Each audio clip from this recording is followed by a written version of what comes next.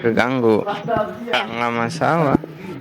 Kalau jadi idola ya mudah-mudahan menjadi idola yang bisa memberikan contoh yang baik sebagai remaja Indonesia, sebagai remaja yang bermartabat, yang punya norma-norma, sebagai remaja yang mencintai keluarganya juga, remaja yang cerdas dalam menyikapi hidup dan juga pada pendidikannya. Itu baru idola remaja.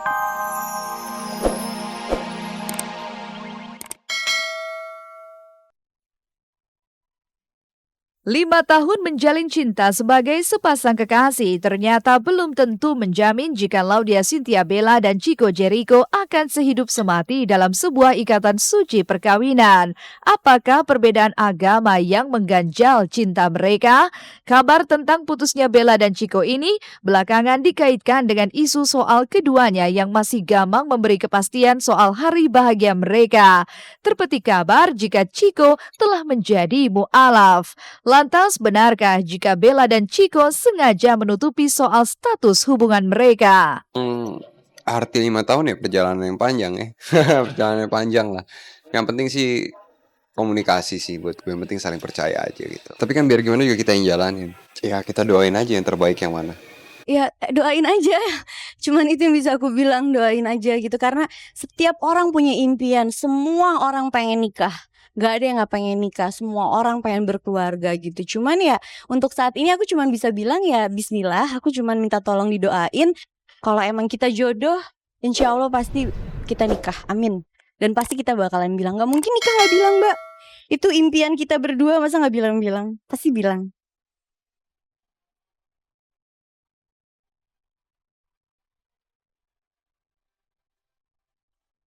Jauh sebelum menjalin hubungan dengan Chico, Bella pernah menjalin cinta dengan sejumlah pria. Di antaranya Raffi Ahmad, Ananda Mikola, dan Panji Trihatmojo yang semuanya putus di tengah jalan.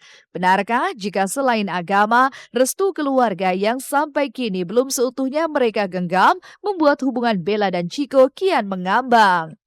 5 tahun kan bukan waktu yang sebentar, jadi ya lebih mengenal lah satu sama yang lain.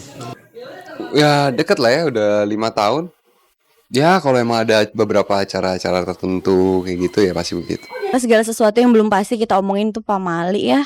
Tiba-tiba ya kita gak ada yang tahu, Allahu alam. Aku cuma bisa berdoa, Chico cuma bisa berdoa. Semoga impian kita bisa kewujud, itu aja sih.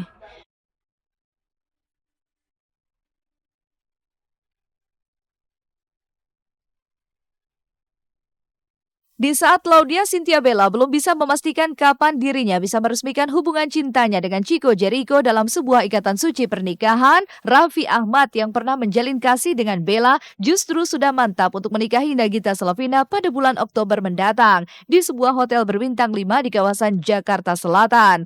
Lantas, benarkah jika Raffi akan memberi undangan khusus pada Melly Goeslaw yang dianggapnya sebagai guru besarnya itu?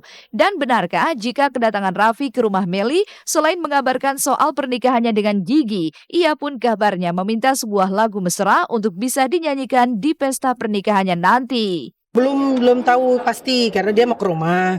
Ya udah bilang sih mau menikah, tapi tanggalnya bulannya aku belum tahu karena dia mau ke rumah.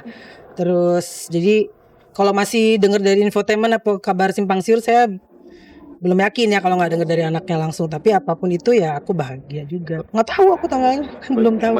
Ini aja ya. Aku baru tahu dari kamu 5 Oktober, dia cuma mau bilang mau merit tapi nggak tahu tanggal. Belum kasih tahu tanggalnya.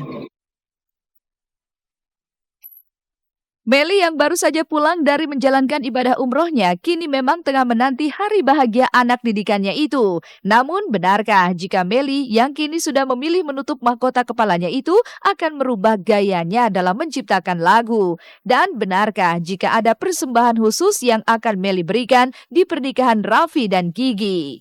Pasti akan berpengaruh ya, karena kan lagu aku aja Let's Dance Together, Glow apa, aku banyak jobnya yang di disco apa-apa. Tapi aku yakin rezeki kan udah diatur ya. Jadi kalau aku takut berhijab hanya karena job, berarti aku nggak percaya sama yang udah diatur sama Allah gitu. Ya jalanin aja. Aku kan juga ngefans sama Yuna ya yang ada di Malaysia. Dia malah berhijab, malah dia bisa internasional pasarnya, bahkan dikontrak sama David Foster. Jadi sebenarnya nggak ada masalah sih hijab.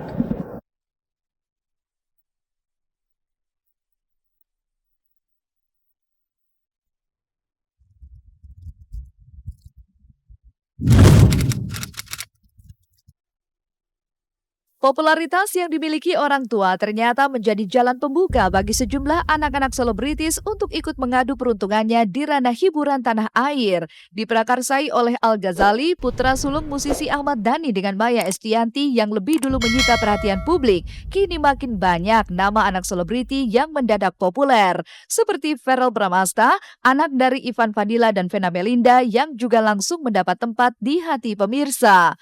Dan seolah tak mau kalah, Andi Soraya yang juga memiliki seorang putra, Shawn Adrian, juga tengah mempersiapkan sang putra untuk bisa terjun ke dunia entertain. Dan sebagai langkah awal, Andi pun berusaha merubah penampilan Shawn menjadi lebih modis dan trendy.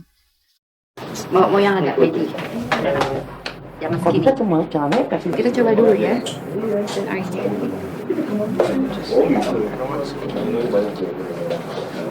Dia perlu jaket ini, dia perlu t-shirt, jeans dan celana bahan, juga kemeja. Iya, tahu kamu sukanya kayak apa? Tentang kamu sukanya apa? Oh, dia sukanya kayak jaket kulit gitu. Dia lebih yang casual tapi casual yang nggak terlalu ribet lah, yang simple. Dia nggak suka model-model indie gitu yang kemeja nyekekin, dia nggak suka. Oh, yang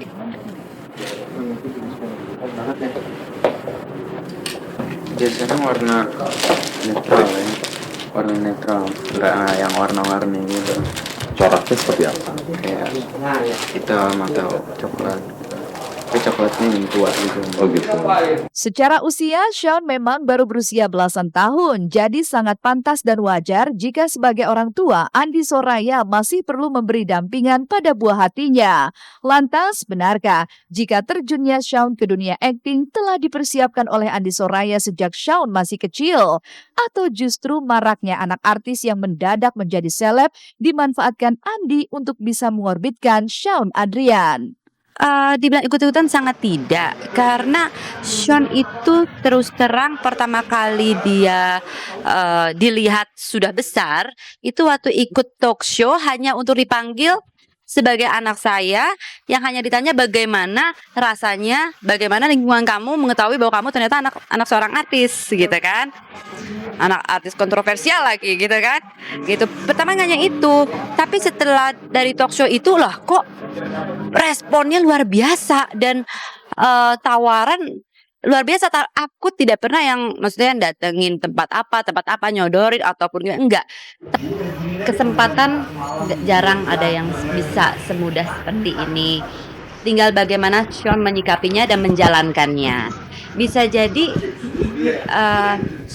ini adalah kesempatan pertama dan terakhir kalau dia tidak bisa mentotalitaskan bakat yang dia miliki, ya kan? Tetapi kalau dia berhasil membuka bakat itu, dia mungkin bisa lebih daripada orang tuanya. Pilihan Andi Soraya ini tentunya bukan tanpa konsekuensi. Status Shawn sebagai pelajar mau tidak mau akan menemui kendala dengan jadwal syutingnya yang sudah siap dijalaninya. Lantas, siapkah Shawn dengan semua perubahan itu? Dan bagaimana kesiapan Andi Soraya ketika melihat anak laki-lakinya yang telah beranjak remaja dan menjadi idola banyak wanita? Kalau memang schedule-nya konflik pasti ngerasa keganggu. Nggak masalah.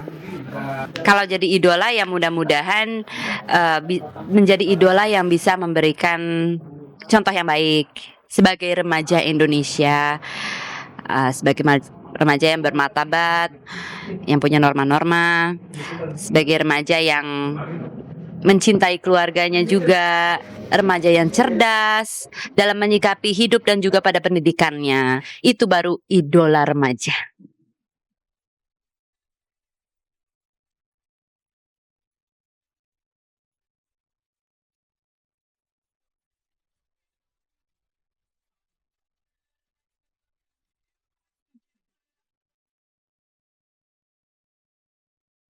Pemirsa, 60 menit sudah kami menemani Anda untuk hari ini. Jangan lupa untuk terus saksikan Seleb on Cam setiap hari Senin sampai Jumat hanya di Global TV. Saya Libra Akila, terima kasih dan sampai jumpa.